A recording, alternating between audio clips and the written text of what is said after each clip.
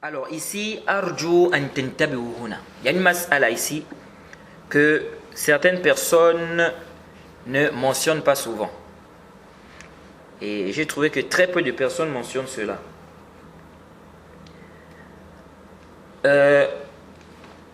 Si les musulmans sont attaqués par leurs ennemis, ou bien on est en djihad, est-ce qu'on a le droit de rompre pendant la journée du mois de Ramadan? On n'est pas en voyage, mais on est attaqué par les koufars, ou bien on est en période de djihad, mais on n'est pas en voyage.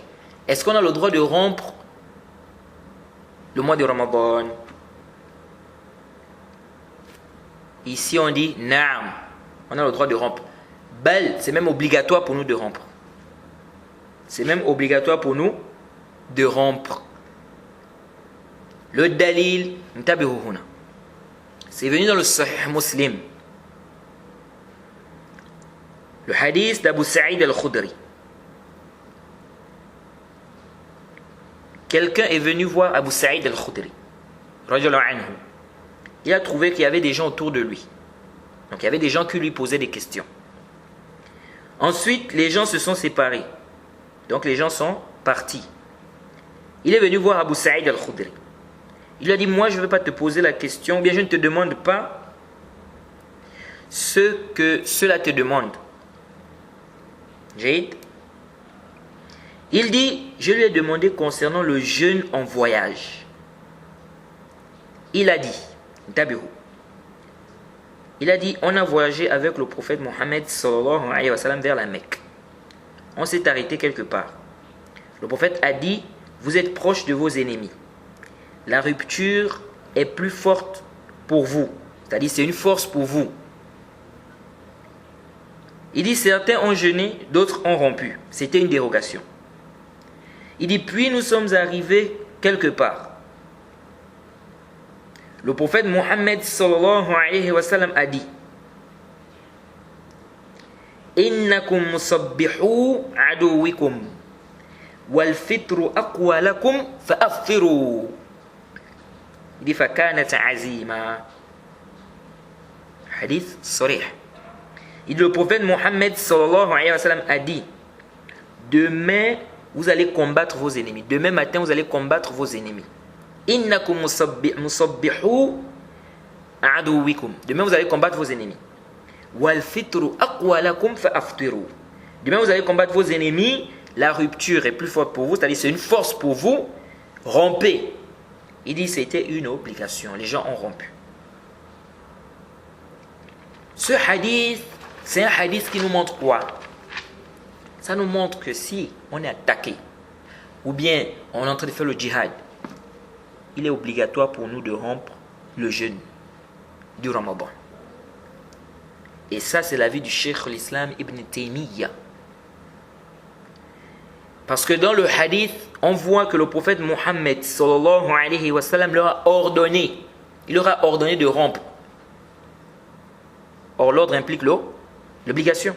Et ici, la raison, c'était pas le voyage.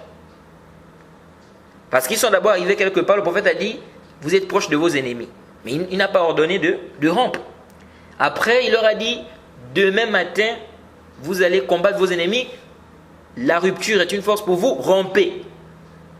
Donc ça veut dire que la raison ici, là, c'était pas le voyage. Sinon, il devait leur demander de rompre depuis. Donc c'était à cause du combat. Donc de là, nous disons, si on combat les ennemis, les ennemis veulent nous combattre, on rencontre nos ennemis, c'est le combat. Ici, là, on doit rompre. On doit rompre. Naam. Et comme je vous ai dit, ça c'est l'avis du Cheikh l'Islam Ibn Taymiyyah. C'est pourquoi le Cheikh l'Islam Ibn Taymiyyah, lorsqu'il a combattu les Tatars, il est sorti. Donc quand il est sorti avec les gens, il avait quoi? Il avait un bout de pain. Il a mangé. Quand il est sorti, il a mangé et il a ordonné aux gens de rompre. C'était pendant le Ramadan. Et lorsqu'il a combattu le Tatar, c'était pendant le Ramadan, il a mangé et il a ordonné aux gens de rompre et il s'est argumenté de ce hadith. Il s'est argumenté de ce hadith. Et ça, c'est l'avis du Cheikh al-Albani aussi. C'est aussi l'avis du Cheikh al-Albani, rahimahullah.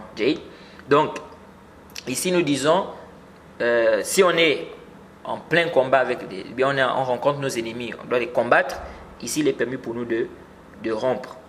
Bal, c'est même obligatoire ici de rompre.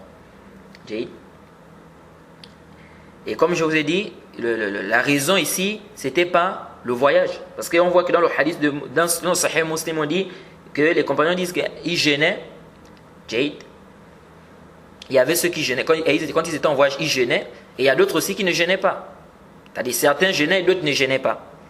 Et ceux qui gênaient ne réprimandaient pas ceux qui ne gênaient pas. Ceux qui ne gênaient pas ne réprimandaient pas ceux qui gênaient. Donc ça montre ici que le prophète, quand il a ordonné, ce n'est pas un problème de voyage. Ce n'est pas un problème de voyage.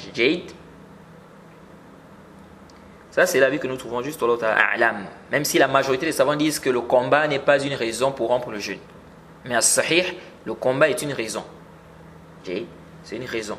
Et ce hadith, c'est une preuve, n'est-ce pas, par rapport à cela.